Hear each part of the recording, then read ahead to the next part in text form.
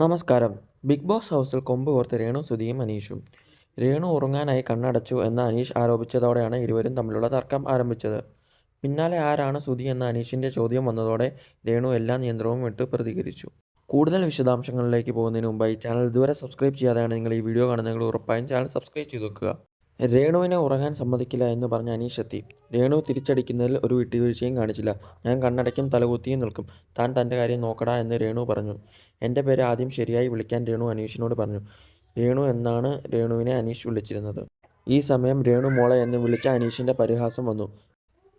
രേണു സുധി എന്ന് എന്നെ വിളിച്ചാൽ മതി എന്ന് രേണു പറഞ്ഞു. ഇതോടെ സുധി ആരാണെന്ന് എന്നായിരുന്നു അനീഷിൻ്റെ ചോദ്യം.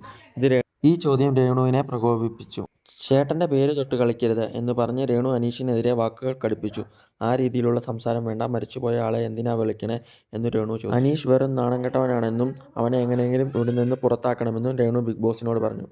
ഇതുപോലെയുള്ള ബിഗ് ബോസ് റിലേറ്റഡ് ന്യൂസുകൾക്കായി ഈ ചാനൽ മറക്കാതെ സബ്സ്ക്രൈബ് ചെയ്ത് വെക്കുക.